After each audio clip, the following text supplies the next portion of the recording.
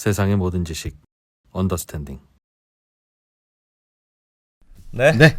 자, 김상우 기자님, 어서 오십시오. 네, 안녕하세요. 김상훈입니다. 네. 제가 오늘 말씀드릴 네. 주제는 사실 예. 친환경, 탄소 감축이 우리의 생사가 걸려있는 문제다라고 말하는 시대의 할 얘기인가 싶기는 한데 석유 시대 패권 이야기입니다. 예. 제가 지난주에 유엔 기후변화 협약 당사국 회의 결과 전해드리면서 미국이 원유 생산량이 역대 최고치를 찍었다. 네. 그래서 석유랑 천연가스를 둘 다 석권한 역사상 초유의 국가가 됐다.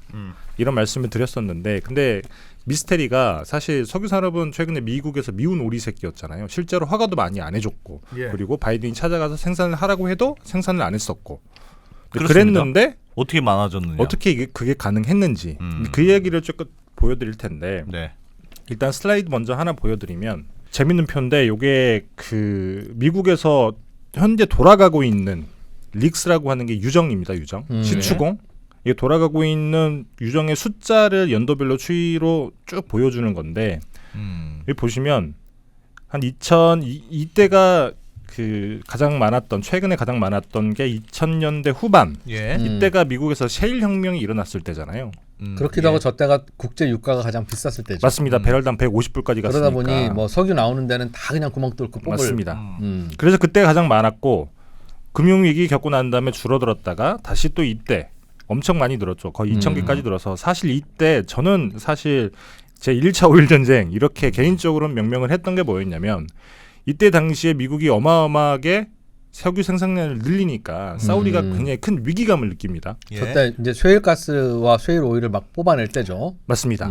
그래서 그때 당시에 사우디가 뭘 했냐면 이런 기사가 있어요. 예. 이때 당시 2014년 그 11월 달에 오펙 회의에서 사우디 장관이 이런 얘기를 합니다. 우리는 미국 셰일 오일 붐에 맞서 싸워야 하며 가격을 낮추고 북미 생산자들의 수익성을 훼손하기 위해서 원유 생산량을 줄이는 것에 반대해야 된다. 그러니까 가격을 굉장히 낮춰서 미국 오일 생산 업체들이 망하게 해야 한다라는 얘기를 하는 거예요. 그래서 치킨 게임 해야 될 정도로 심각하다. 맞습니다. 그래서 실제로 이때 원유가 30달러까지 배럴당 30달러까지 떨어졌어요. 예. 그래서 보시면 요 표에서 이때 급감합니다. 반에 반토막이 된 거죠. 그래서 당시에는 사우디가 이긴 줄 알았죠. 예. 그래도 혹시 모르니까 미국이 어떻게 될지 모르니까 그때 이후에 그 러시아랑 손을 잡고 오펙 플러스라고 하는 걸 만들어요. 예. 그래서 전 세계 원유 생산량의 거의 한 60%를 이제 카르텔이잖아요. 오펙 플러스가 우리가 좌지우지하겠다라고 했는데 그 이후로도 보시면 유정수가 그렇게 늘어나지 않습니다. 그리고 최근에 보시면 더 줄어들죠. 그러네요. 그러고 있는 와중에 미국의 원유 생산량이 이렇게 급증을 해서 이제는 최대 산유국이 됐다. 매장 숫자는 줄어드는데 어떻게 매출이 늘어날 수 있느냐? 그렇죠. 유전이 줄어드는데 어떻게 생산량이 늘어나는 거예요? 그러면 엄청 잘 판 거지 뭐. 그럼 단위 유정당 뽑아내는 양이 오일의 늘어난 양이 거지. 늘었네요. 맞습니다. 근데 전통적으로 셰일 오일 같은 경우에는 매장지를 찾아서 거기에서 관을 꽂고 오일과 가스를 뽑는다고 하는데 보통 예. 매장량의 10% 정도만 빼낼 수 있다라고 보통 알려져 있어요. 그러니까 이게 전통 유전과 비교를 하게 되면 전통 유전은 안에 있는 걸 다 뽑아낼 수 있는데 예. 대신에 개발 기간도 오래 걸리고 탐사 기간도 오래 걸리고 돈도 엄청나게 많이 들죠. 네. 셰일 오일 같은 경우에는 시추에서 생산까지 탐사 생산까지 보통 6개월. 근데 유정당 들어간 돈도 몇 천만 불 안 됩니다. 굉장히 짧은 기간에 바로 생산을 할 수 있고 대신에 조금만 뽑아내고 난 다음에 금방 문을 닫아야 돼요. 그게 예전 같으면 못 뽑아낼 그러니까 기름이 있기는 있으나 있다고 보기 어려울 만큼 찔끔찔끔 이렇게 있는 맞습니다. 곳을 새로운 기술로 쭉 뽑아내는 게 셰일 오일이니까. 그렇죠. 잠깐 제가 슬라이드 하나 보여드리면 이게 수직 키추 방법인 건데 보통은 이렇게 전통 유전 같은 경우에는 그렇게 기름이 모여 있는 걸 찾아서 그냥 빨대를 쭉 꽂는 겁니다.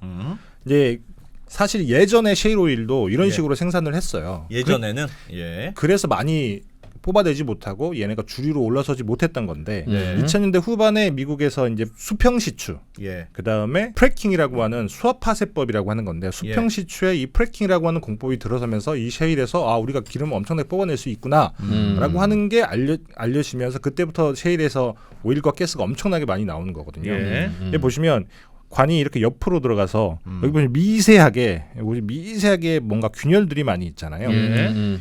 이 셰일이 들어있는 층 같은 경우에는 기름이 모여 있는 게 아니라 바위에 스며들어 있거나, 그러니까 예. 바위가 그렇다면서요. 젖어 있다라고 표현을 쓰거든요. 예. 그다음에 모래 안에 쌓여 있거나 이런 식으로 단단한 곳에 기름이 스며 들어가 있는데 여기에 균열을 내서 이 균열을 유지한 다음에 거기서 계속 기름이 흘러나오게 만드는 겁니다. 짜내는 거네, 일종의 짜내는 그렇죠. 거.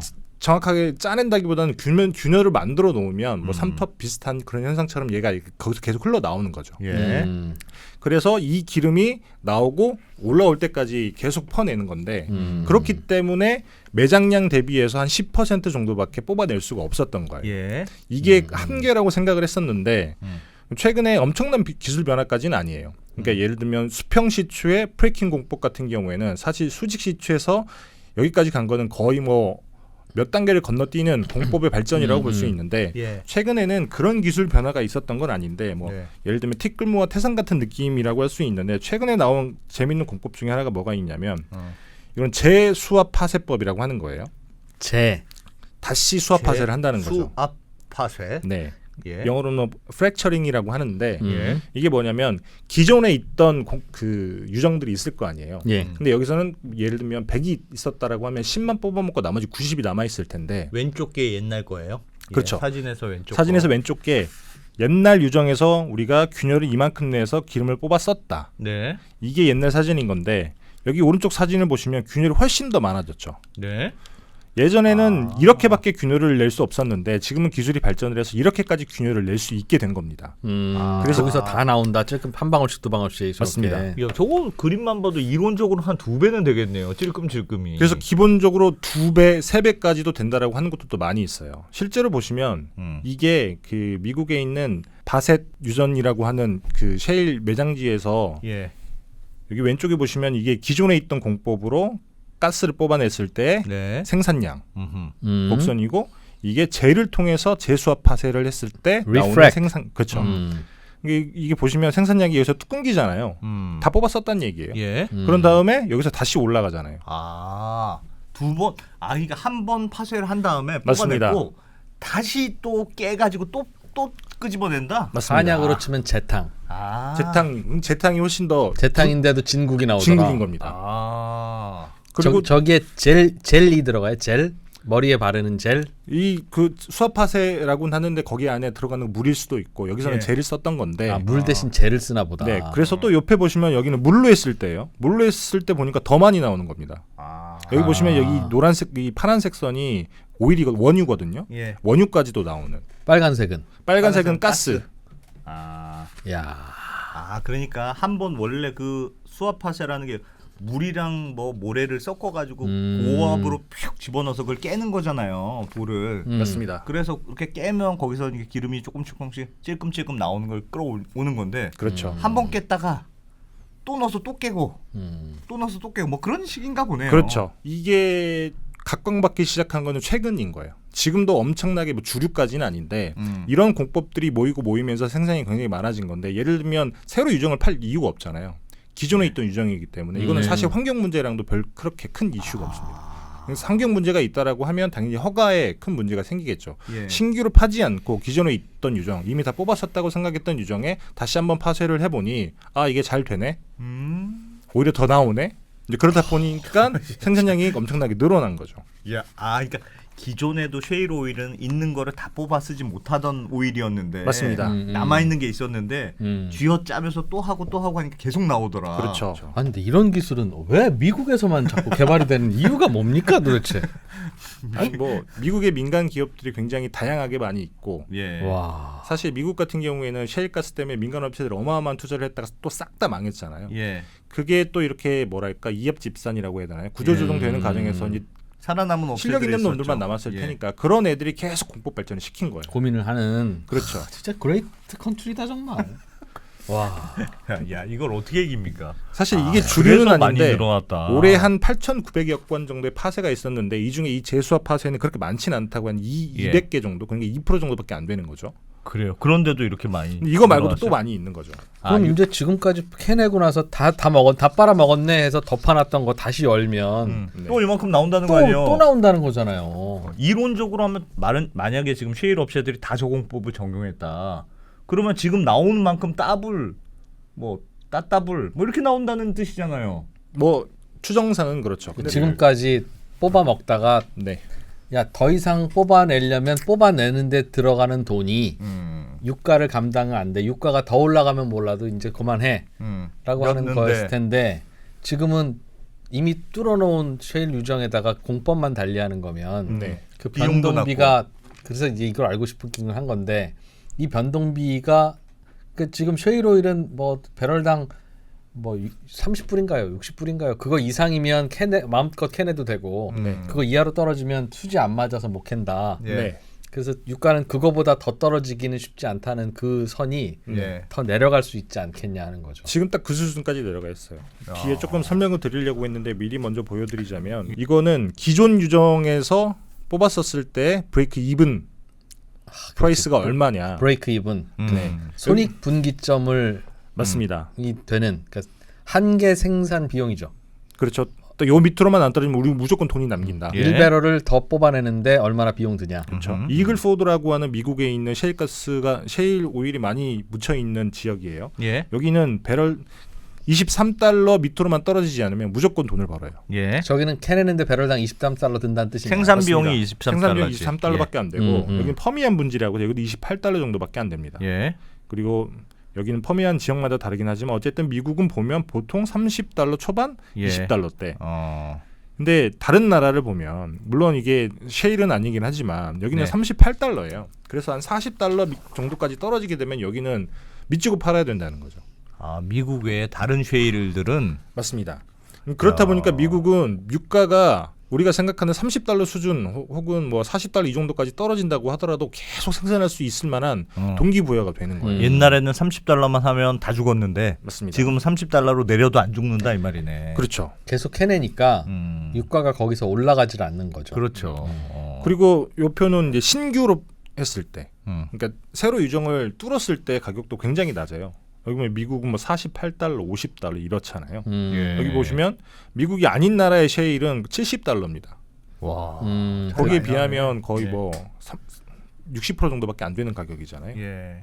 그러니까 미국에서는 유가가 떨어져도 사실 50달러까지 떨어질지 모르겠지만 그 정도까지 떨어진다고 하더라도 우리가 유정을 꽂아서 기름을 뽑아 쓸 만한 업체들이 아직까지 굉장히 많이 있다는 거죠. 예. 이제 그러하다 보니까 이런 업체들이 왜 어떻게 하면 이렇게 낮췄느냐? 아까 예. 말씀드렸던 제수와 파쇄 공법이라는 것도 있고, 예. 다른 공법들도 있어요? 뭐 예를 들면 이 표를 보면 이게 수평 유정의 길이잖아요. 예. 이게 수평 유정의 길인데 어. 이게 얼마 전까지만 하더라도 수평 유정의 길이는 1.5km 이상 가면 이게 안 나오더라.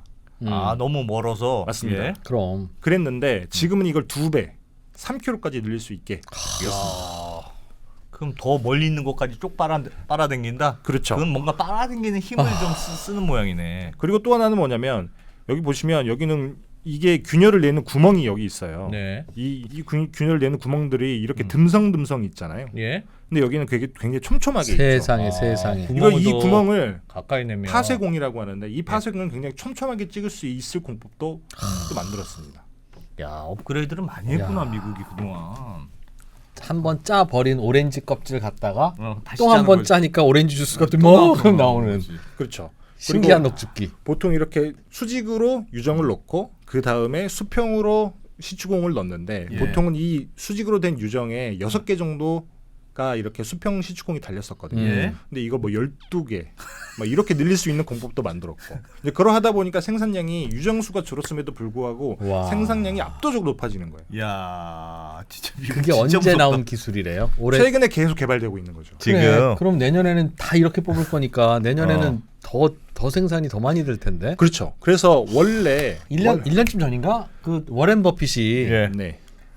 그 일본 종합상사들 사기 전에 어. 쉐일 업체 하나 엄청나게 주식 사지 않았어요? 음. 석유 시대 끝났는데 왜 워렌 버핏은 석유 업체를 샀을까? 샀냐? 여튼 하여튼 사실 워렌 버핏 뭐 하면 따라 해야 돼. 그러니까 묻지 말고. 이게 밑단에서는 기술 발전이 계속 생산이 됐는데 사실 예. 미국 에너지정보청 같은 경우에도 올해 말쯤 되면 미국의 그 일간 그 생산량이 배럴당 한 1260만 배럴 정도밖에 예. 안 될 거다라고 예측을 했었어요. 예. 근데 지금 나오고 있는 게 1320만 배럴이고 연말이 되면 1330만 배럴 정도가 갈 수 있다라고 평가를 하거든요. 네. 근데 이게 별로 차이가 안 나는 것 같은데 이 정도 생산량이면 글로벌 원유 시장에서 베네수엘라가 들어오냐 마냐랑 똑같은 물량 이야. 차이입니다. 그래서 최근에 어떤 일이 있었냐면 엑손모빌이 지난 6월에 어떤 얘기를 했었냐면 우리가 프래킹 공법이라고 하는 걸 오래전부터 알고 있었는데 네. 사실은 우리가 이해를 잘 못하고 있었던 거다.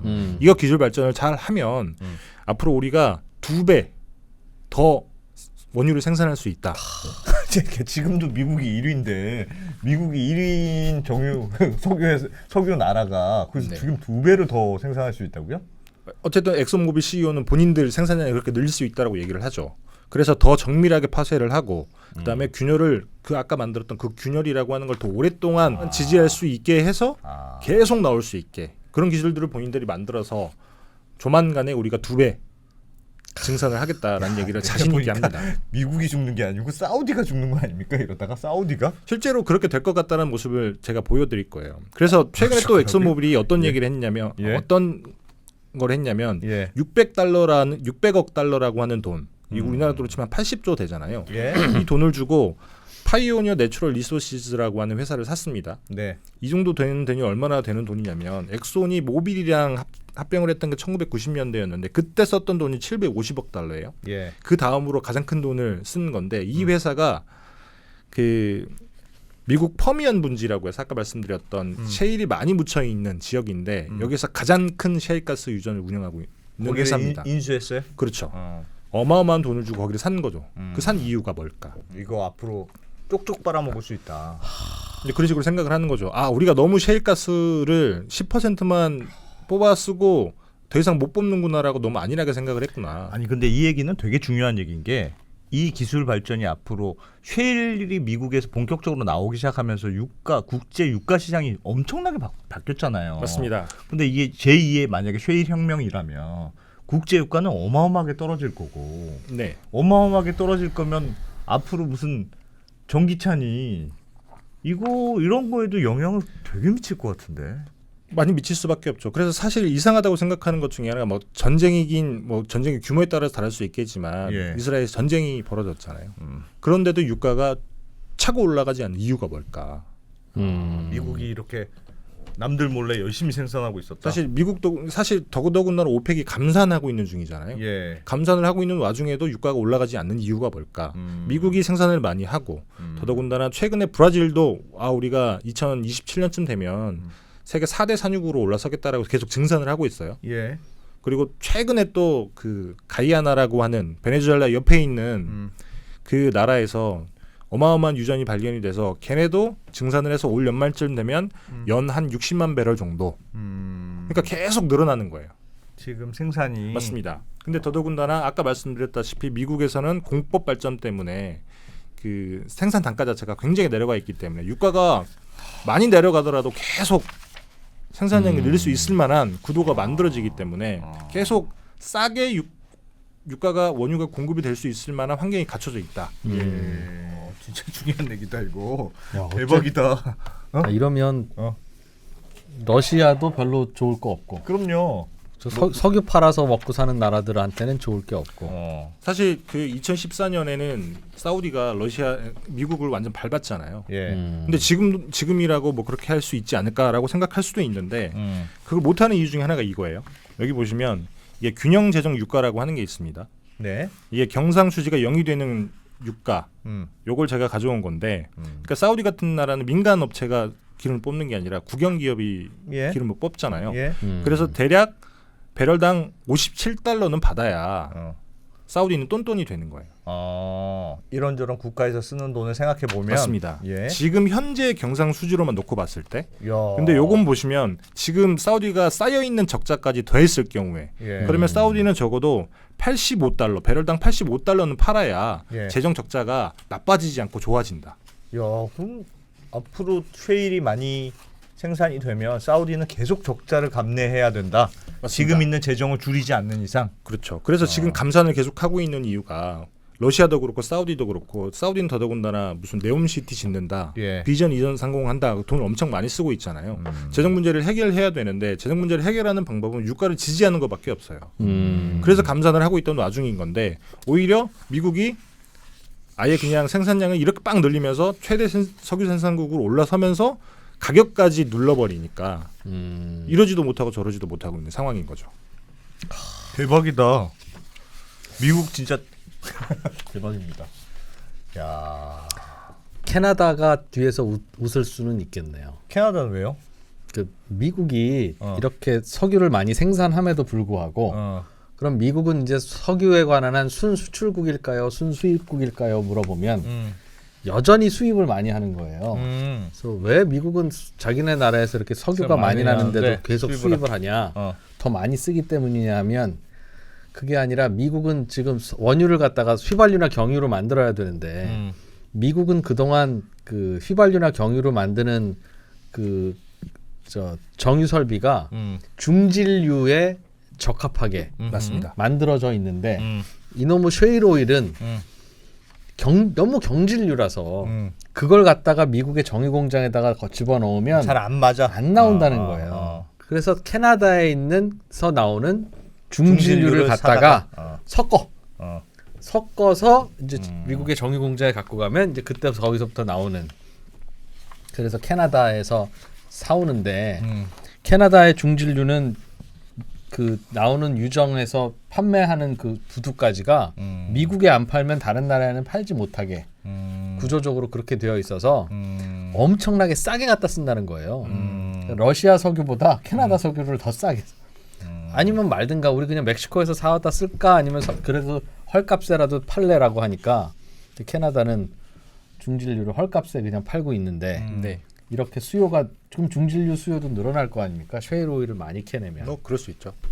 그럼 이제 캐나다 입장에서는 좀 비싸게 팔아먹을 수 있겠다. 근데 뭐 셰일 오일이 그렇게 많이 난다라고 하면 이제 정유 업체들도 설비를 바꾸겠죠. 예. 말씀하신 것처럼 휘발유를 많이 만들어야 되는데 중진류에서는 휘발유가 많이 나오지 않고 셰일가스에서 많이 나오거든요. 근데 설비 자체가 중진류에 맞춰져 있기 때문에 사오는 건데 이제 주류가 셰일가스로 셰일 오일로 넘어간다고 하면 이제 정유업체들도 바꾸겠죠.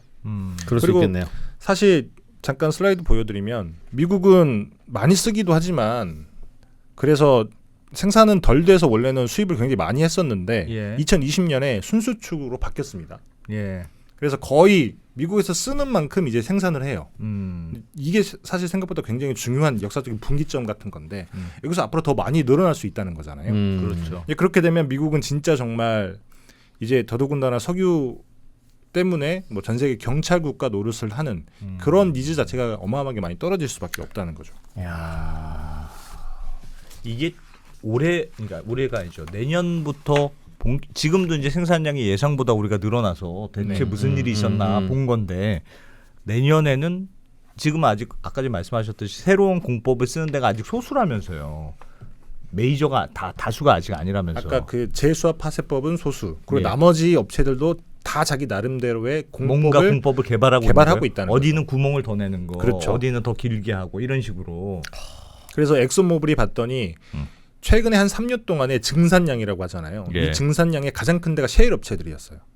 그래서 엑소는 깜짝 놀랐던 거죠. 아, 우리가 그러면 셰일 그 가스층의 유정을 사들이면 예. 이걸로 공법을 개발만 하면 훨씬 더 많이 만들 수 있겠구나.